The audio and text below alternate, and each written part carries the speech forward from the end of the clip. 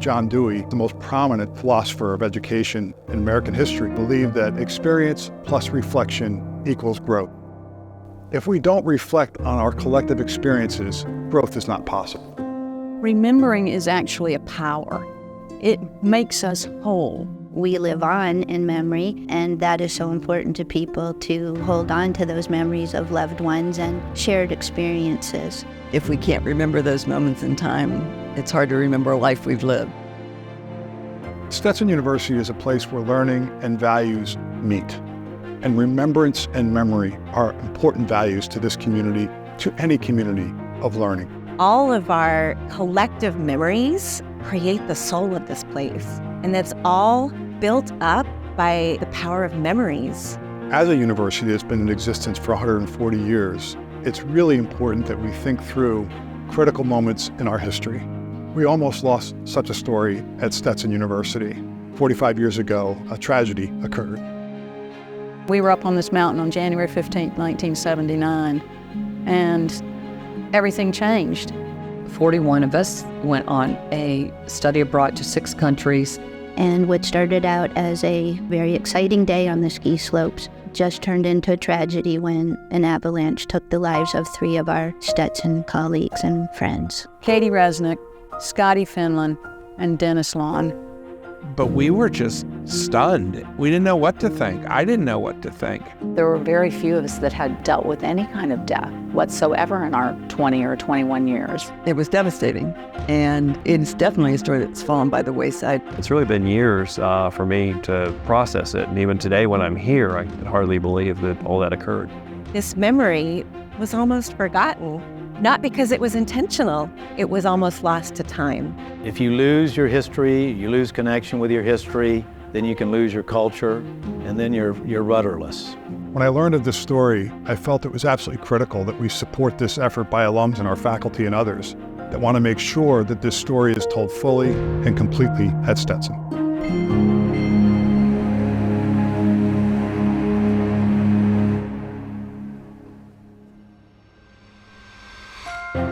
Minimester really was that transition between the fall semester and the spring semester, and it was really an opportunity to focus for 1 month on a subject you were interested in.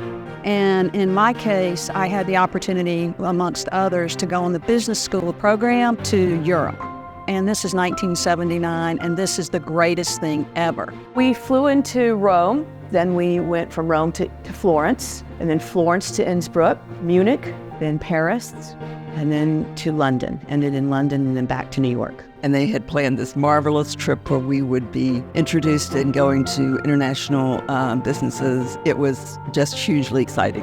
I knew about it previously because I had 2 brothers go to Stetson, and my one brother did take the business trip 2 times. So yeah, I knew I was going to go when I came to Stetson. As a freshman, I knew I was going to take that trip as soon as I was able. We were going to be meeting with all these very top 100 companies in Europe. I just thought it was amazing. It was a great opportunity. Those were the business aspects to the trip. The rest was just to go out and play.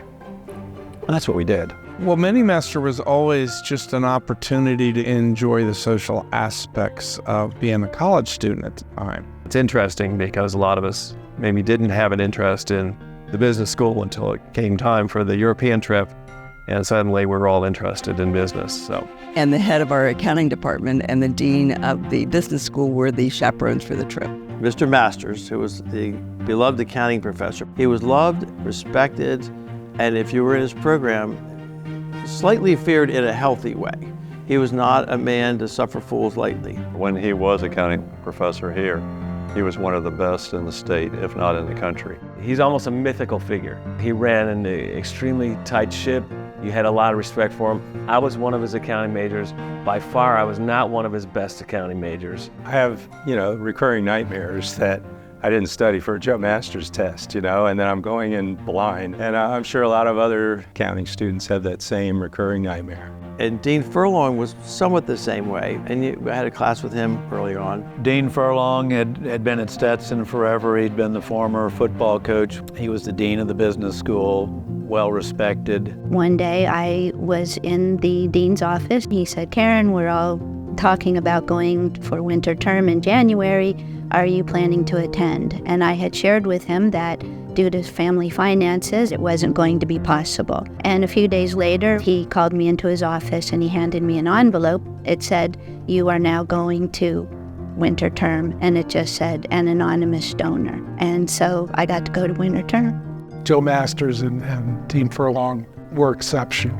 They were the adults in the room, is all I can say. So I knew quite a few of the students on the trip because I was a Sigma Nu little sister. It began in Atlanta, Georgia, where Dennis Long was going to give me a ride from Atlanta to DeLand. He was really looking for a new beginning. This trip was going to be great for him. Dennis and I were in Delta Sigma Phi together. That's where we met. And when we elected Dennis, he moved in the house. He just brought so much enthusiasm. He lived life to the fullest. He was just a great person and so much fun to be around. And it was through Dennis's leadership that the fraternity really did well. He was smart. He was funny.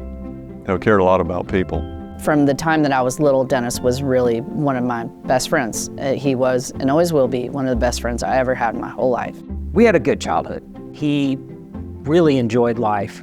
Dennis said, "I'm going to be going on this field trip with school, and we're going to be touring business centers." I said, "Go out there and have some fun." And he got all excited about everything he was doing. My mother tells a story about the morning that Dennis left for the trip. She could see that Dennis really had not packed his suitcase the way that she would have. He was already asleep, and she got up and ironed and washed all the clothes a second time, and then packed it all back in the suitcase and closed the suitcase. So in the morning, he was leaving, and he drove to a convenience store to buy a carton of cigarettes. When he went to put the cigarettes in the suitcase, to his amazement, he saw that the suitcase was perfect. So he drove all the way back to the house to say goodbye to my mom a second time.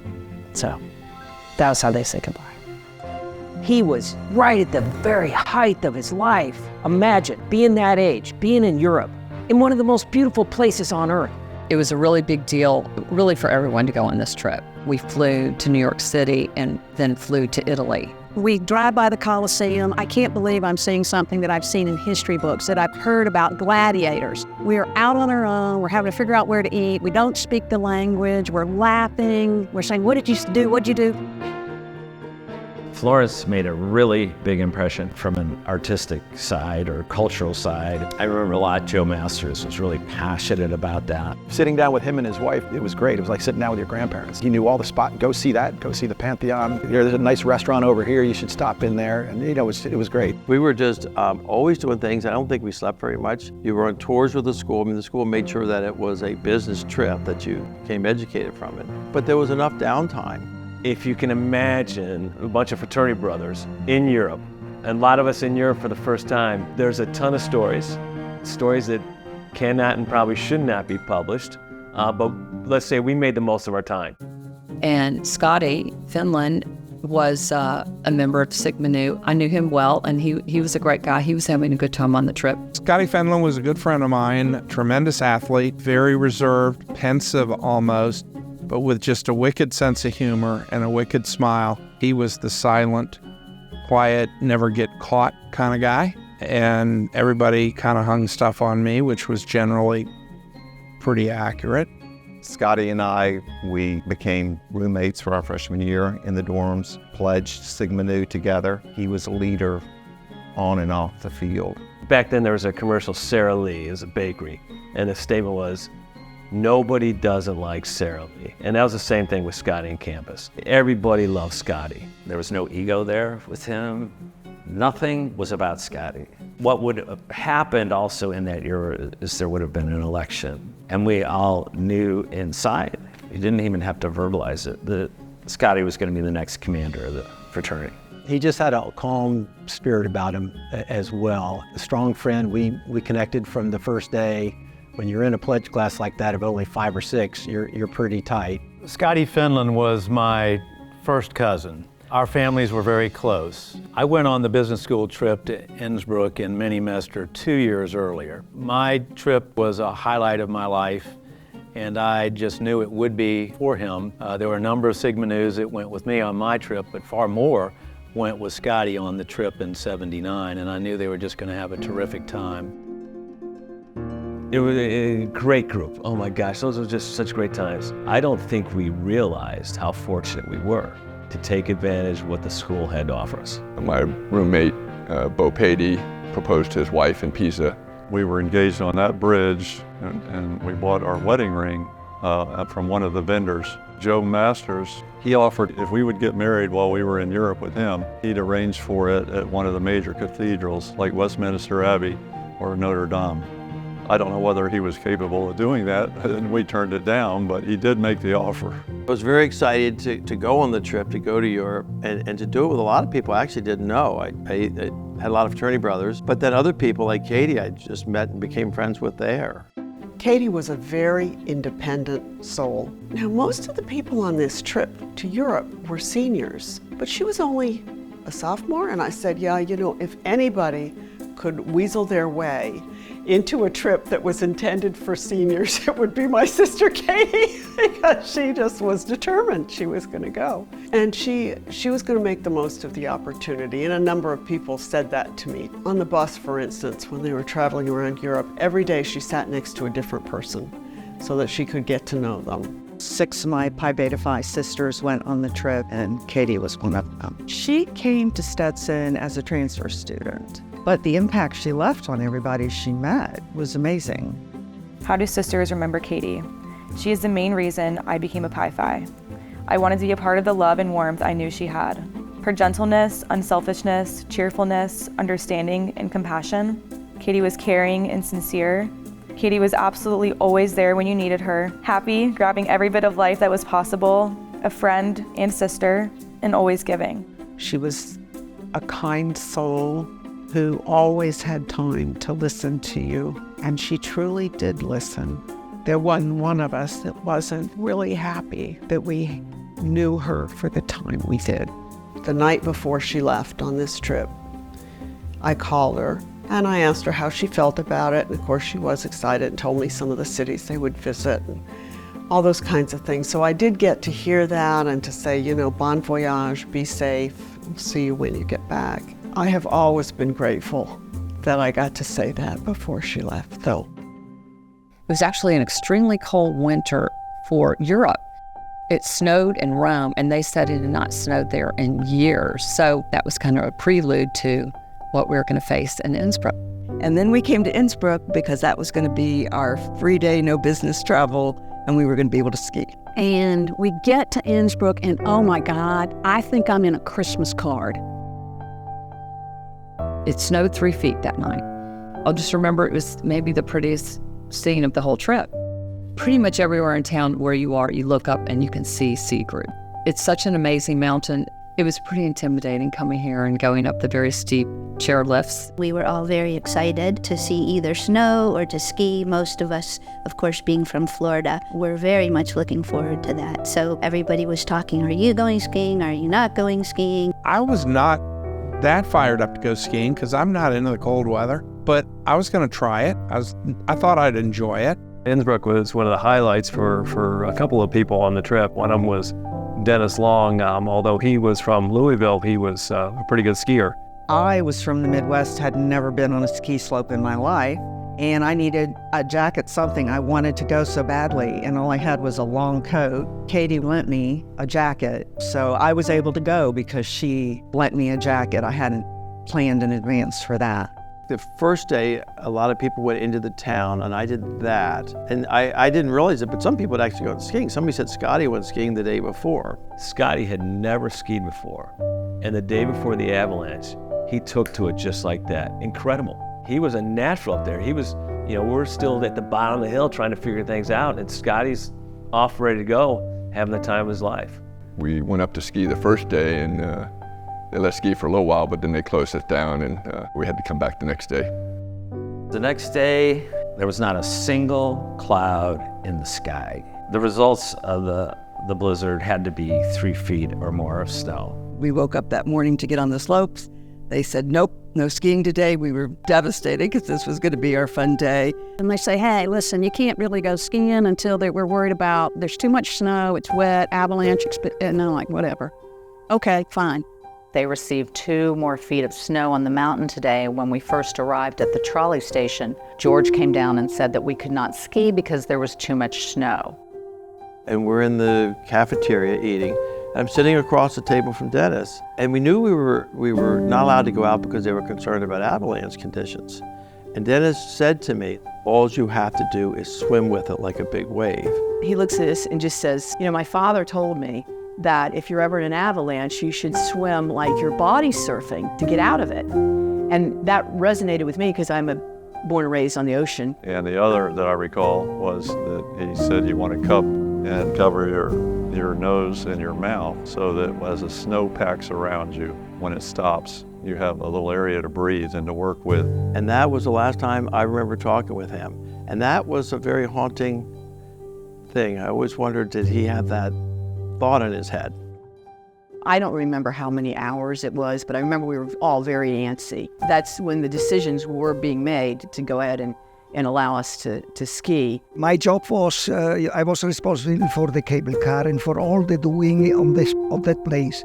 And of course, in the winter time, I had to make in a group, in a commission, the decision about the situation from the avalanches and the risk of avalanches. I never would have thought that an avalanche might hit the slope. So we have to the right steep slopes where the avalanches come down regularly, but was very unlucky that on this day there was an avalanche nobody would expect. At that moment, nobody reckoned that it would happen at this point, because this was basically the safe point. All the other areas which are much steeper are much more avalanche prone than this slope would be. And therefore we opened the place for the ski area, for the skiers. And then within a couple hours, they had opened the slopes, and so we were able to go up. You're going up this big mountain and you're going, oh my gosh, am I really doing this? As 11 o'clock approached, we decided to hit the slopes. We put on our skis and began to ski towards the mountain. Most of the others, say 30 to 35 people, were already at the base of the mountain and had begun to sidestep up. I ended up taking Dennis and Scotty up the chairlift. The intent was to teach them how to snowplow down. And they went right over us as Bo and I had walked sideways halfway up the mountain. And I remember yelling up to Dennis, "You lucky SOB," and he yelled down to me some choice words, friendly choice words, satire. I realized afterwards that I was the lucky one for not being the first on the lift, because the people at the top were in the worst spots possible. I get to the top of the lift and I'm like, oh wait guys, because the sun is shining.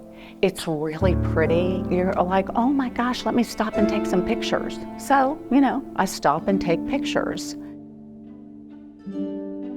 For some reason, I put myself in the intermediate group, which was high up on the mountain. There was a group in the bunny slope. I don't know why I did, but maybe because my friends were there. There was a good number of us in that group, and some foreign students were there. Our ski instructor was out of central casting. He had this tan and the hair just so, and the works. Of course, he was Austrian, so he had this accent. And we were just enough to have comfortable distance between each other. Reach out and touch, reach out and touch. To my right, about maybe a foot, was Katy. We had just started the class. Everybody's marching up to the top of the hill. When you get to the top hill, you go off, and he would watch what you were doing and how you were adjusting, and he would give you little tips on how to control yourself going down the hill. We were down on the bunny slope. That's where I was with, maybe there's 10 of us down on the bunny slope, and we're laughing, we're kicking snow at each other, throwing snowballs. What was disturbing, and it was the first thing you would notice about the bunny slope, is very close behind us was literally a cliff. I mean, it went straight down. If something did happen, you would not stand a chance. I take a run down on the bunny slope, which is really no slope at all. Try to jump my way to turn around, and when I turn around and look back up, I see our group sort of crossing across the face of Mount C Group. It's kind of a bowl. And I see something changing on the mountain. There was an apron that we were skiing down, and Dennis and Scotty fell. And so they were in the process of getting their skis back on when something made me turn around. When I turned around, I saw it almost looked like lava flowing, but it was white, and it was flowing very rapidly. I do recall a brief moment of a bit of awe, not sure what this is, but then immediately whatever you're realizing comes to you that this is not spectacular, that this is snow. And at that point in time, I took some skating ski steps that helped give me some momentum. So as I was going down the mountain, I ended up getting the avalanche caught up with me and I was buried. I didn't know whether it was the end because all I could see was white. At first we thought it was just a little bit of snow. Soon it became apparent that at least 2 feet in depth of snow was falling down the mountain. It hit Scott, Dennis, and the others immediately and quickly reached the intermediate group. Our ski instructor, he's standing in front of me and he goes like this. And he turns and looks back at us and he's white as a ghost. This tan movie star Austrian turned white. I looked at the instructor and I saw this look on his face that was a look of terror. When you see that from someone who's up on the slopes every day, that'll rattle you. He barks something at us and he takes off. I just remember the ski instructor yelling at the top of his voice, ski, ski, as loud as he could. I turned around and looked at the avalanche instead, and it was probably, like 7 blocks away. And as soon as I turned back around, I put my poles down and it was at my feet. The snow was pouring at my feet. You got your poles in once and then bam! So there was absolutely no time to process it. Somebody yelled avalanche and Bo and I just took off. I felt like I only got maybe 10 yards before it caught us. Bo said it carried us 50 yards, so somewhere between 50 yards, 10 and 50 yards, we made it. It went over the whole crowd. There's like 30, 40 people there in the valley. It covered the whole crowd. It pushed Mickey and myself out. I never moved as far as my location. It went straight over me. It took my gloves off, almost like diving. Katy, we were about 20 feet from the ski lift, and she went into about a 20-foot drift. I looked up, I saw it coming, and I literally saw people getting caught up into it. The snow just kept tumbling and tumbling and tumbling. We were really in trouble if this thing kept coming. And it wasn't like we sprinted off to the sides. Nobody did that. You basically were paralyzed and you just were watching. It's not stopping, and we can't ski. And behind us, they do hang gliding. So there's only a ledge here. So that's when I started thinking about what are they going to tell my father? Because today I'm about to die. I was able, because I was laying down and you really couldn't move, but I was able to get about an inch air pocket. And so that was extremely lucky that I was laying that way. I was hyperventilating when it first happened and I was just hysterical, but I realized that wasn't going to help me. So I had to just completely calm down. I was totally covered. I had done the technique that Dennis told me just in case. Fortunately, I was in a position with my head up, so I just looked up like this, and I could see sunlight through the snow. But I was totally covered. And then it stopped, and we realized that people are in that snow, and it's us. We're looking for people to help us, and we realized we're the only ones there. Really, the worst of it was over, and it was just basically a search and rescue effort at that point. We climb up this mountain of snow, and there's poles, and there's gloves, and there's hats. And we're just clawing through it, and we find somebody. He's encased. He can't move his arms. We help him, and you see heads starting to pop up, and you're like, okay, let's just help get him out. The snow covered at least 20 people. The beginners did not get hit. We saw that the tractor was buried and suddenly heads began to pop up. We watched as more and more people began to appear. Some were under as much as 4 feet of snow. Mickey and I dug ourselves out and we just started pulling people out of the snow. Some guy he had his pole up, straight up, and there's only that much of the tip sticking out of the snow or we wouldn't have found him. We dug out my friend Hunt Perry. I remember we found him pretty quickly, but I think he did have some frostbite damage, if I remember correctly. I'm buried standing up, so it took them a long time to get me out of the hole. They get me dug out down to about the shin. I'm locked in, I can't get out of the hole. I said, oh shit, pardon me. There's an Austrian guy, and he's up on the top of the hole, and he looks at me and goes, you shouldn't be cursing, you should be thanking God you're alive. I'm going, good point. And then the bells started coming up from the valley. I remember those vividly. The church bells. just almost within minutes, just started peeling out, telling everybody that help was needed and fast. Police dogs were flown in by helicopter, and slowly people were uncovered. The town rescue service appeared and brought at least 100 to 150 people to the rescue. I was a member of the fire department of the Innsbruck, of the voluntary fire department, and we had to stay there and be aware if it would have to go up in the evening, because it wasn't clear how many people were trapped in the avalanche. Many had been found. Helicopter had been taking people down, but we started searching right about here where I'm standing now. The ski patrol and everyone was there, and they were wonderful in telling us what we could do, which was not much of anything, but we did the poles, and we put our poles together, and we stood in our line, and we gradually moved up to see if we would hit anything. The procedure of a search line is that people are standing shoulder to shoulder, and with the poles you push them down into the snow until you have your resistance, and bring them up again. And then it's a small step, and then you put the pole in again, and therefore you can find somebody in that area. But this jabbing and then the step forward, the jabbing and the step forward, and you'd find somebody, and it was throw the pole down, jump in, get them out.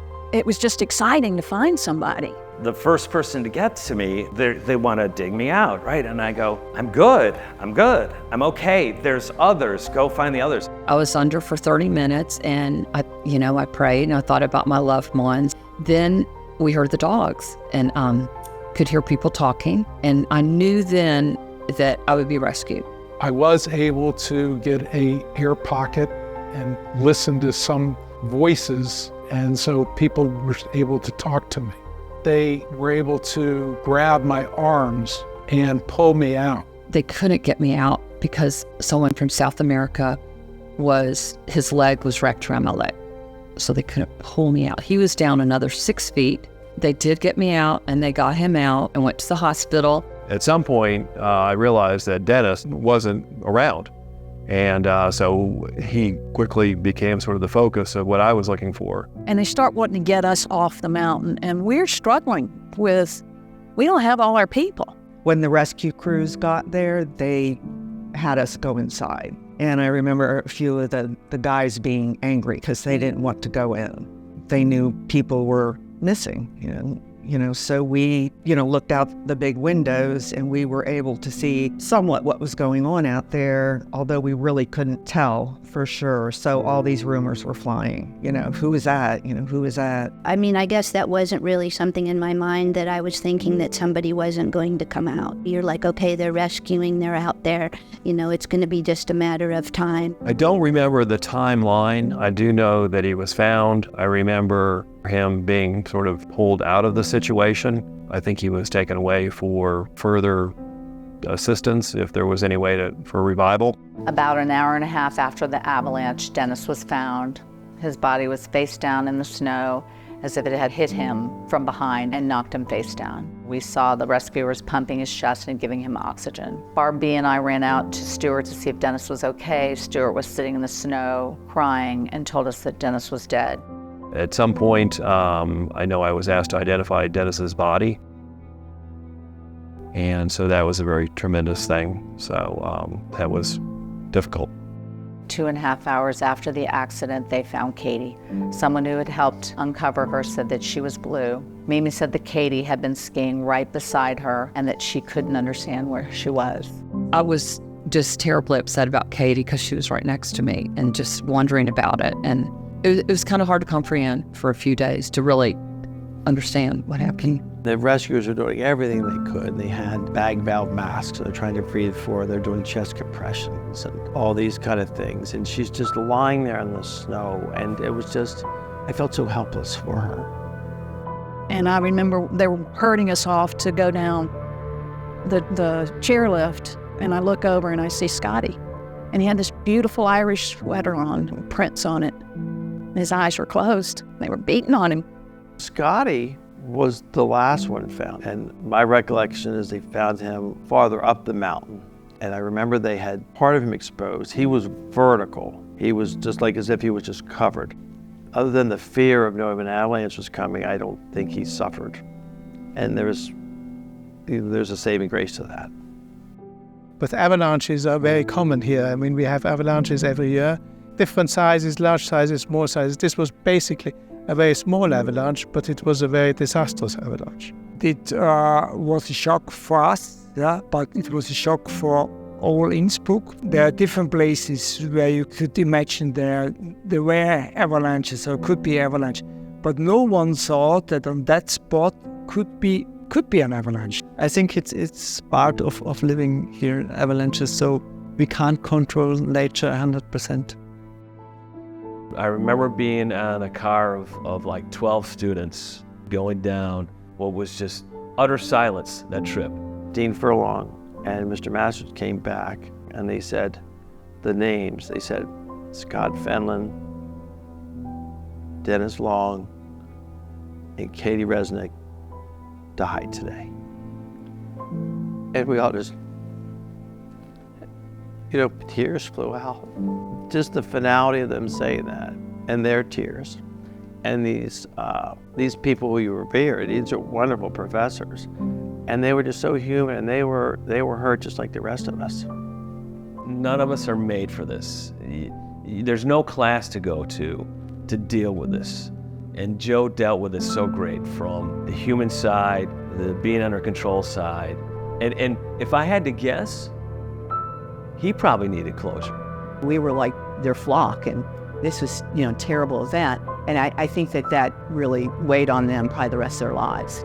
And I remember calling my father, and it was 6 a.m, and it's not like him to answer. Dad, it's Jill. Yeah? There's been an accident. Yeah? I'm okay, but not everybody else is. He said, are you coming home? I go, no, I'm staying here. I'm staying here, Dad.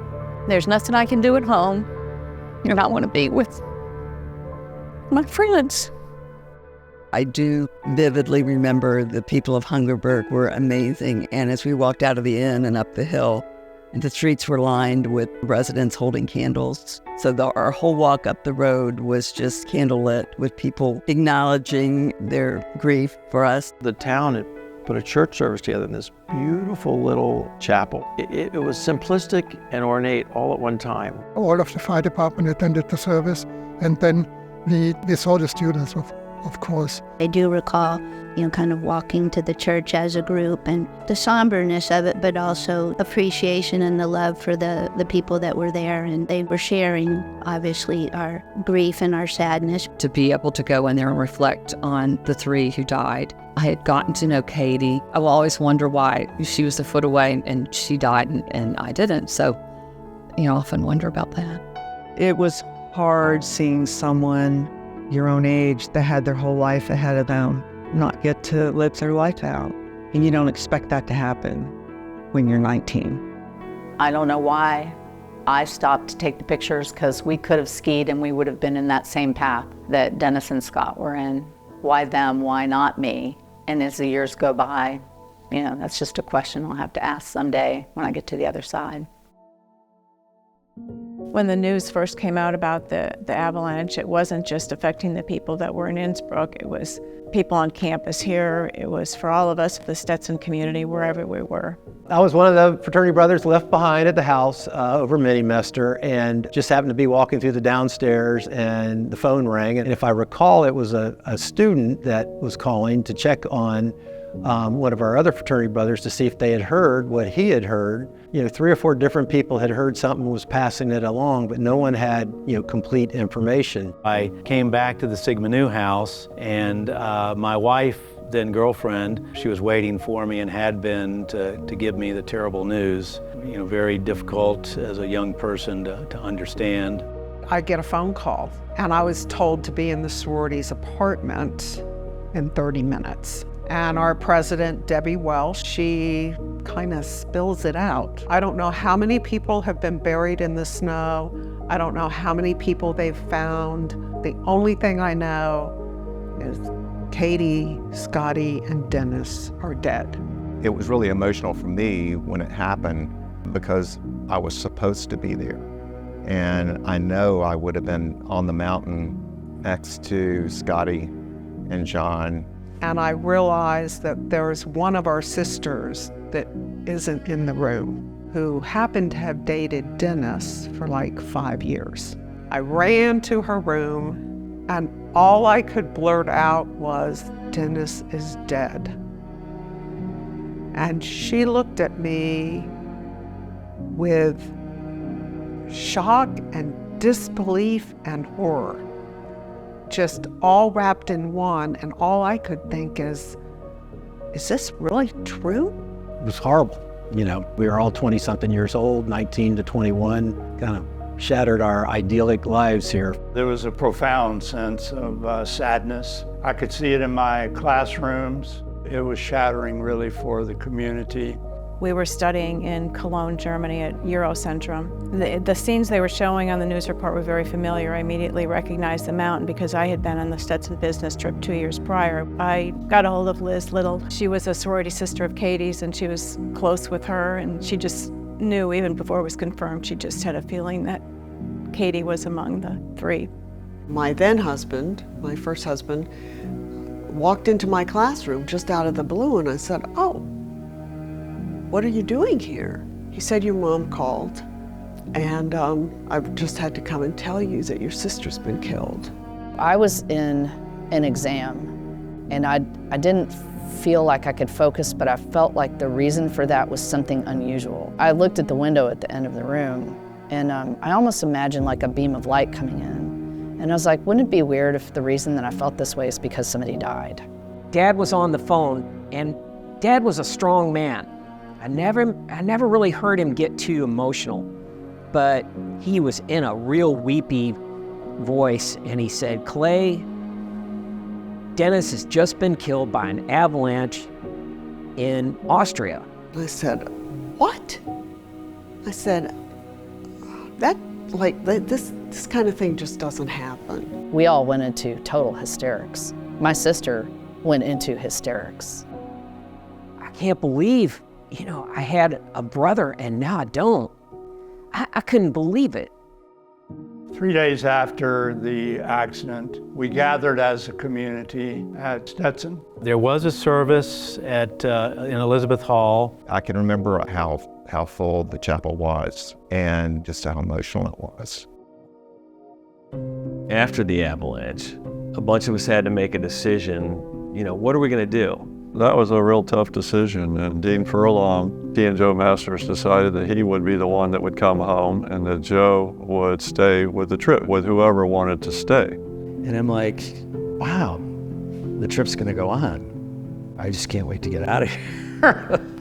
People who wanted to go home, they were ready that minute. They knew they wanted to go home.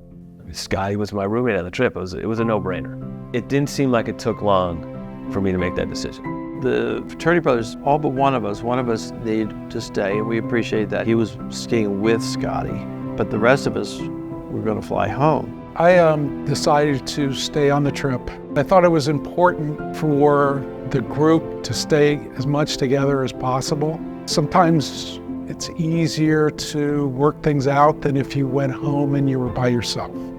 Bo, Stuart and I, discussed it, and we just figured what would Dennis want us to do, and we thought he'd want us to go on, so we went on. I think that was kind of how a lot of people felt, that, those students would want us to continue and be able to complete our journey. I think the apprehension started by the time we got to New York, about, oh no, now it's really reality set in, it's really going to come back. And it did. Now I have this other stuff to take my mind off of it. Now it's back in full force. We get back, many of us are in our last semester of college, so there wasn't a lot of energy and thought put into it. For some reason, those of us on this trip kept it pretty close to the vest. We just kind of went back and did day-to-day activities. Stetson itself had already gone through somewhat of a grieving period. The memorials were done while we were still on the trip, so we sort of missed that. So there's a part of us that always felt like that wasn't completed, and we were in a mad dash to graduate in May. For everybody else, it faded into the background pretty quickly, is my remembrances. Not for those of us in a fraternity. We did a memorial to Scotty. And if you go to the Sigma Nu's house today, there's a flagpole, there's a memorial stone with Scotty's name, his pledge number. and we had his jersey, and that was from the football game. It was a physical thing that we could actually do. And it was a bit of a response that nothing else was being done. Unfortunately, time just moved on and people moved on. There wasn't much in the papers about it. It did make national news, but with the 24-hour news cycle, it was gone. And the same thing here locally. There was one article in the newspaper.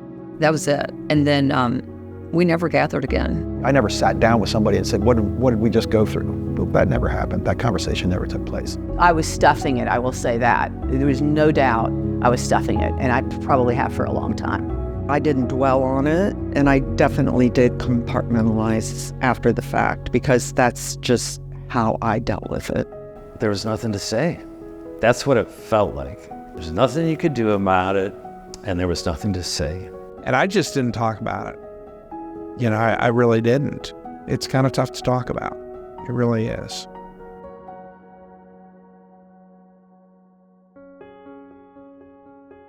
I came back on the Stetson Board of Trustees after a sort of a sabbatical away, and John Tishner said, "This is so exciting. What would you think about teaching in Innsbruck?"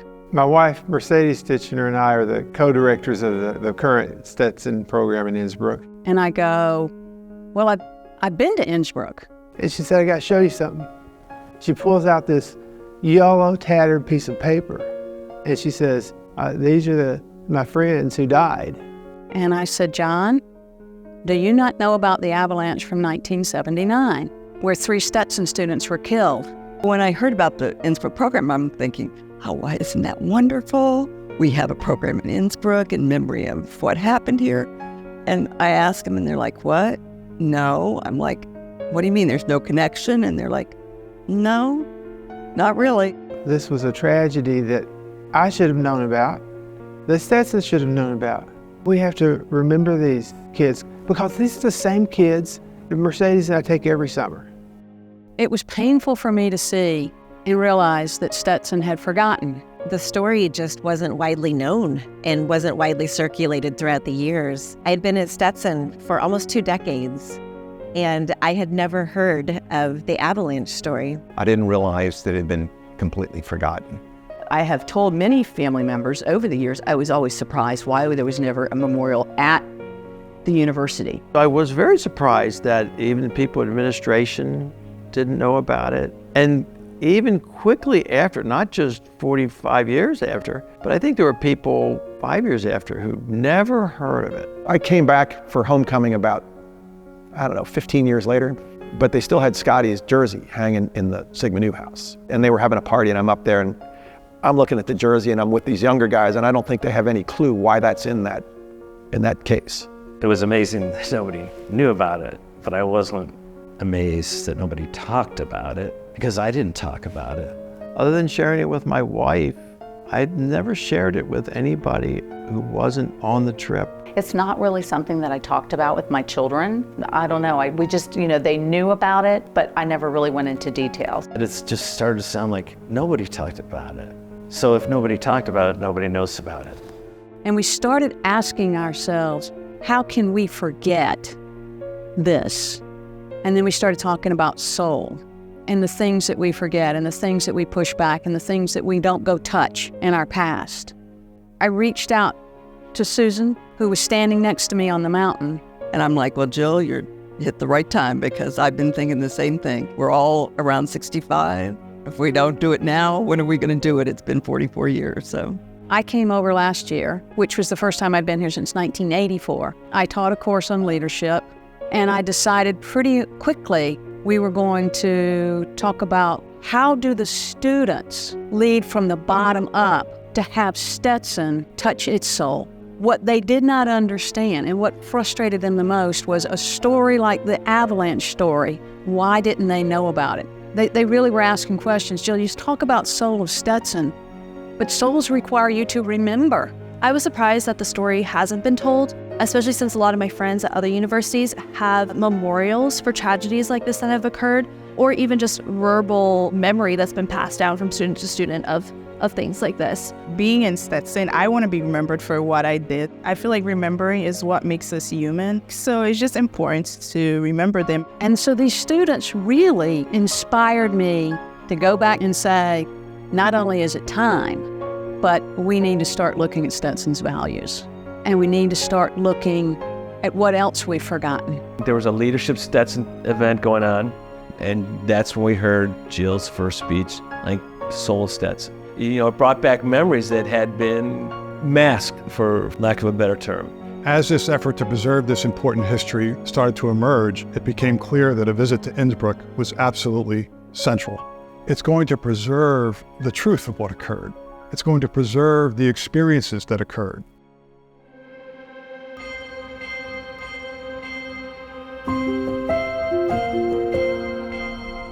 We had a really wonderful group of people with us this summer in Innsbruck. We had 71 total. Of those, we had 41 students, a number of faculty and staff, and then 5 of the alumni who were on the mountain that day came with their family members. Our trip to Innsbruck this summer, I was super excited about because I feel it's great for trustees and others at the school to travel with the president and have this wonderful experience. We're fortunate to have a summer program in Innsbruck to come visit. A number of us are back who could be back, and a number of us who couldn't be here are with us in spirit. We have that collective spirit. They're thinking of us while we're here right now. It was great meeting the rescuers, then going with the alums to the mountain where it took place. Being up there was amazing.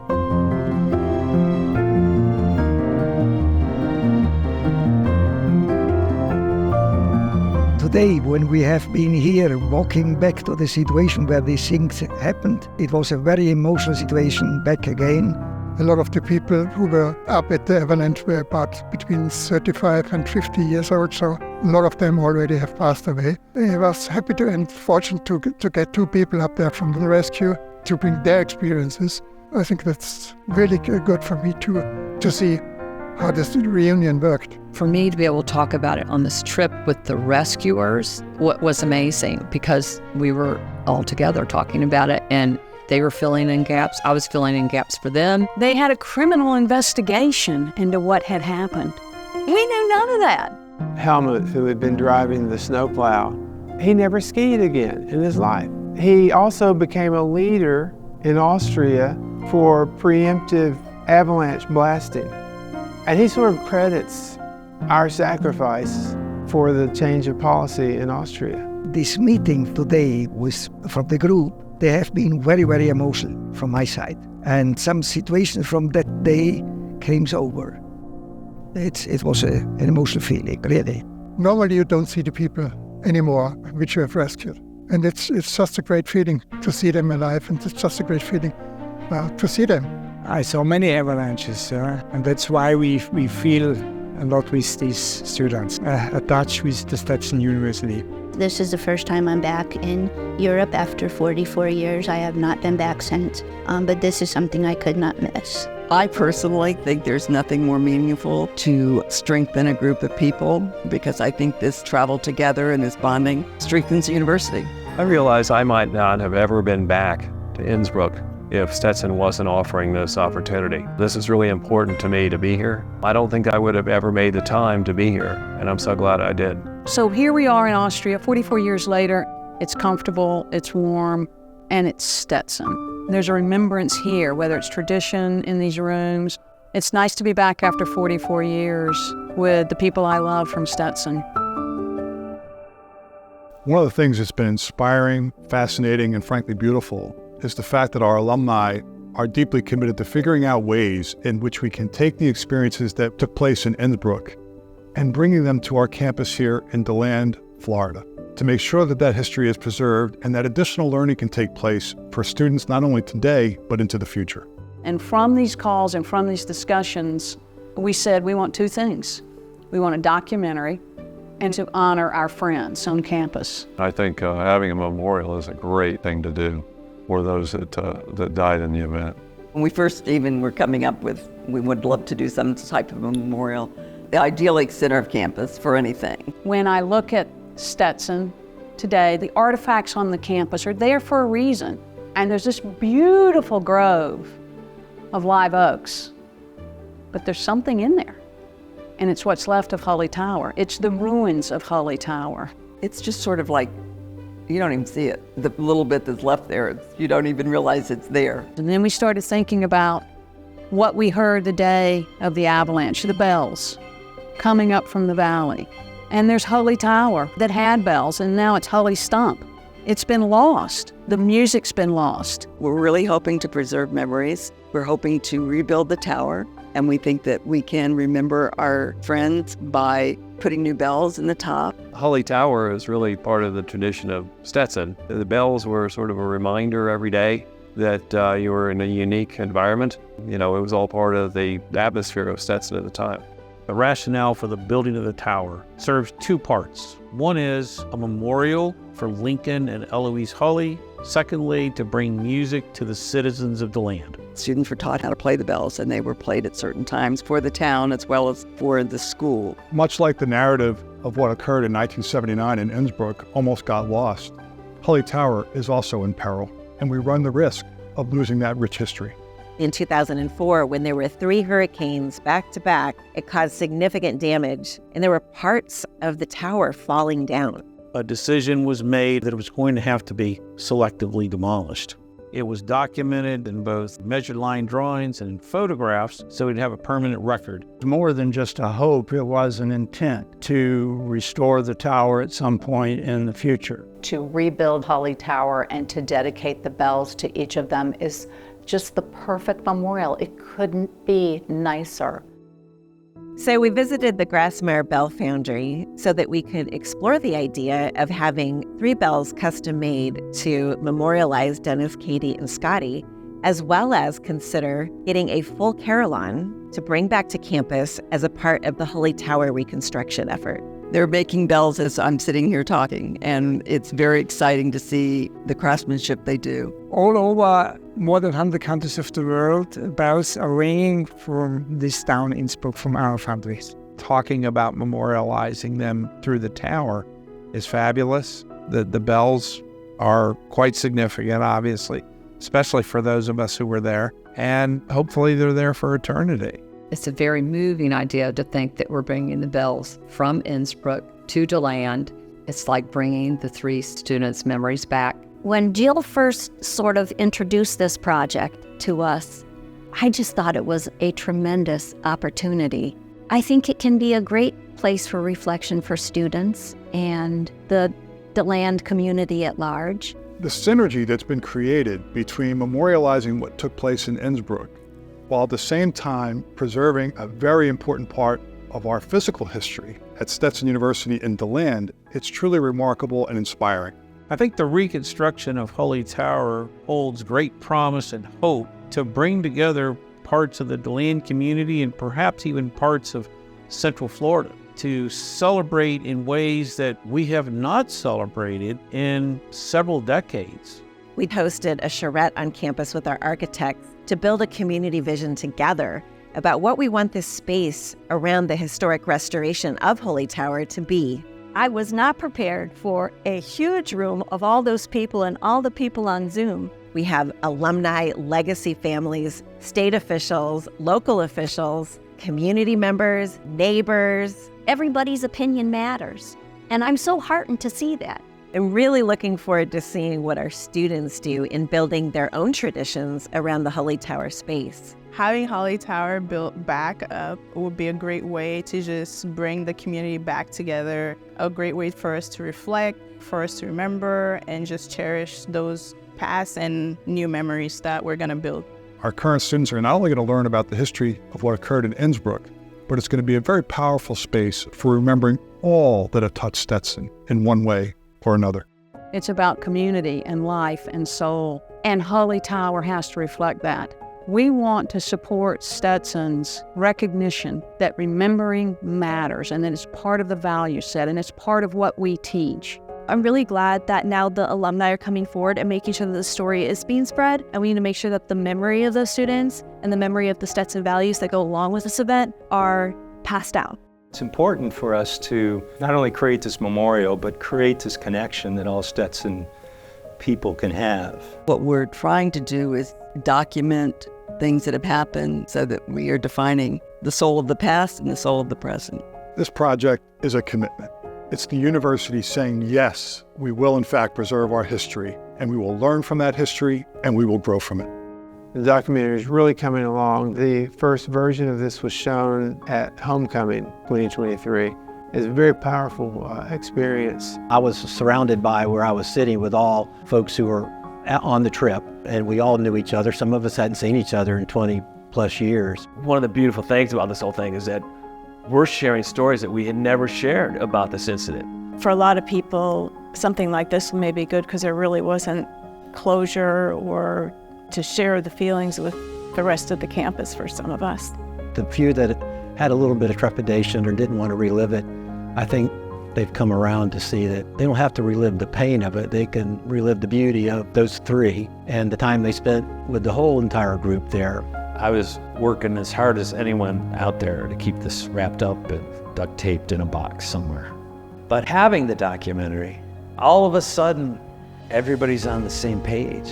There's so much more to do, but it made us whole. It brought us all up to speed. The board of trustee members who don't know about this, all the administration, the teachers, executives, current students, alumni from different eras. Before I came up here, I wrote a letter to the president of the Delta Sigma Phi fraternity who I've never met and told him about it and invited him to the viewing tonight. He was really excited about learning more about it. At chapter, a few weeks before homecoming, I showed them the email from Mickey, and I mentioned how a documentary was going to be shown regarding our former chapter president who passed away in '79. And instantly, right when guys found out about it, they all agreed, we absolutely have to go see this. Like, we have to learn more about our history. Our Sigma Nu chapter, we didn't know the details, so it was just interesting to see how everyone reacted to it and what we learned as a chapter and like enriching our chapter history. A lot of the people that went to the viewing had actually just gone on the Innsbruck trip this past summer, and so it kind of just puts things into perspective, I guess, that Pi Phi's still go on that trip to this day, and I can't imagine if that were to happen to somebody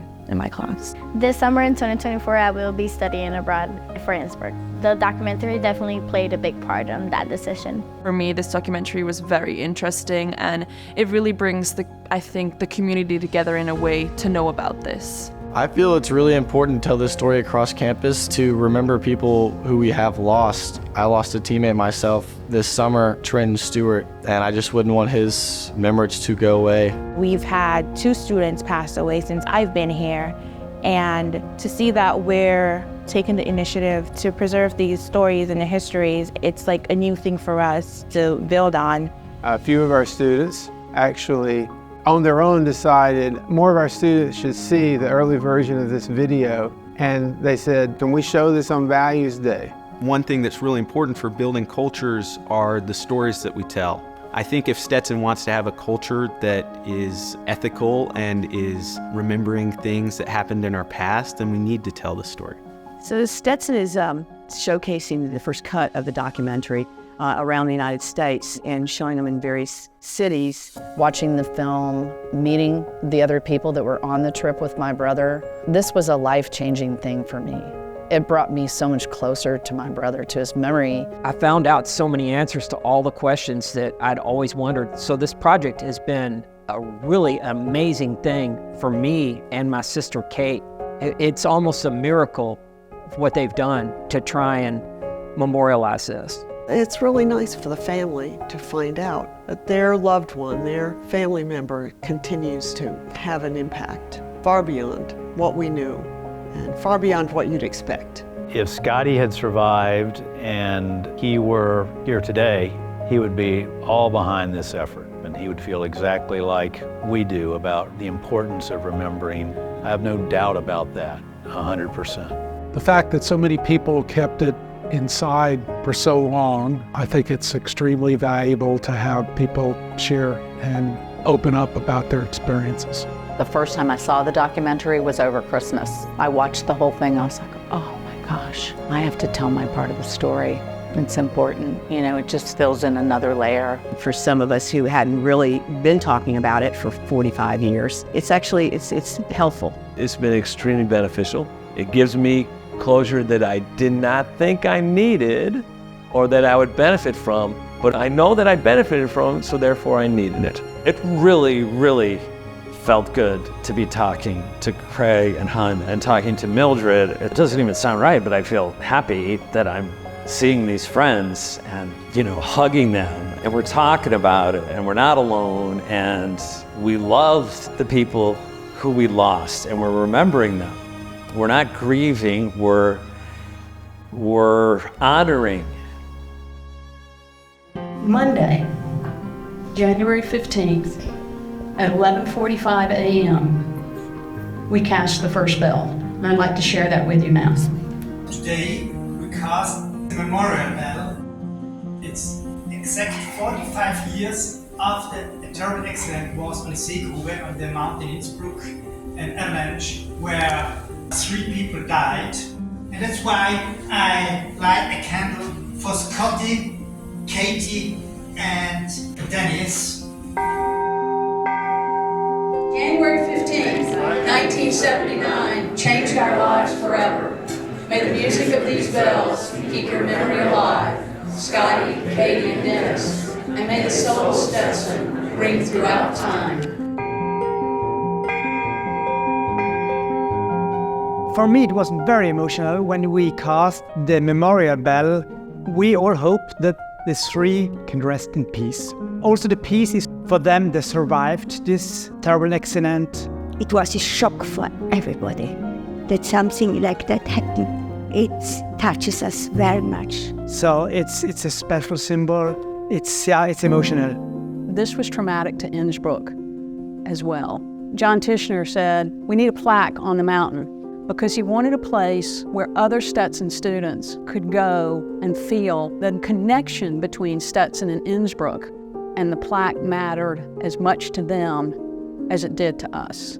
And so today was really to put the plaque on the mountain so that people know that this is where this happened. We had a representative from each one of the fraternities, sorority, for the 3 students speak, and it was very moving. Scotty was proud to be a Sigma Nu. He was proud to be a Stetson University student. The avalanche tragedy, this memorial, and the fact that we are all here in Innsbruck today on this mountain is a reflection of the soul of Stetson and how students, alumni, and the school remember, respect, and uplift all who have passed through Stetson over the decades. I know we had a short time together with Dennis, but it was great times, and we will never forget him, and I'm very, very proud to be part of this dedication to Dennis, Scotty, and Katy. And I'm sure Dennis would be very proud of the efforts that have been made. We really appreciate it, and it's brought a lot of us together that hadn't been in contact with each other for 45 years. Katy, may your spirit dance joyfully forever, and may we all be blessed to continue to carry on a bit of your goodness in our hearts as we journey on with the blessing of your memory, Scotty's and Dennis's. Personally, I'm so glad there's something there now, after all these years. We want to honor them. Sometimes you forget the person you were. Up there, I remember looking at the people who were there. I could look out at them and I could see Jill Jenks at 20. I could see my roommate at 20. And I could see Dennis and Katy and Scotty out there. And those are the things we try to hold on to and we try to carry forward. As we watch the 1979 alums reflect on the avalanche, I think that has been a catalyst for other alums to start remembering their own experiences. I managed to survive a very horrific event, and it felt very, very much like a connection to what happened. Amy was talking to a couple of the folks who were involved in this whole program, the whole project, and she was like, Diane needs a bell. I felt so inspired by the work that people did to remember history in a way to honor the people who lost their lives and the people who didn't lose their lives, who went on to live powerful, impactful lives. including my wife. I don't even know how to put it into words. Today was truly a gift. It was amazing to come here to see how hard they work to bring a bell to life. With any philanthropic opportunity we've ever had, it just touched us in a way nothing else has. It is absolutely an honor for us to be able to participate. It feels much more like a gift for us than a gift for anyone else. We are now casting bells that have been sponsored for a variety of reasons by other members of the Stetson community. Because we have 52 bells in the Caroline, it gave us a unique opportunity to create a collection of ideas and values and virtues. We have a Doug and Margaret Lee bell that was sponsored, several family bells, the Greek bells, which have been fun because we've created competition there. What started off as a reflection has transformed itself into a movement, an alumni engagement approach, harvesting their experiences to continue to reinforce not only the soul of Stetson, but the benefit of Stetson. We want to make sure that these ingredients that make Stetson Stetson, that inform the soul of Stetson, are heard and seen and felt. I'm sorry it took us so long, but I'm really so happy that it's now being memorialized on campus in a way that future generations will sort of have some connection to that time in history. The memory of our 3 fallen classmates will never fall upon silence again. They will continue to live on through those bells. Their story becomes the tapestry that presents the soul of Stetson to the next group coming through. I think the soul bared itself in 1979 in January. And thank God, because it was a soul of caring and love. The past is what helps shape the future. I truthfully think that is what the soul of Stetson is. It's really about developing these relationships that are going to be lifetime. This project, this remembrance, is showing to the world what the soul of Stetson is. Our culture is not one that's individualistic, it's more holistic. It kind of brings people together, you know, whenever there's any type of tragedy. I think it tends to pull people together. It's the engagement of getting to know people from different backgrounds and having long-lasting relationships after graduation. Alumni always have that connection and want to help students. And I hope that the students continue the wonderful traditions of the university. We are a community of people and we care about one another. You know, you carry that with you throughout your life. The more you reconnect maybe with people you hadn't seen for a while, the stronger it becomes. And the soul of Stetson and the connection in the community will live on for years and years and years beyond us. It's not the administration, it's not the faculty, it's not the students, it's not just the alumni, it's not just the community in which we do our work, it's what we do together.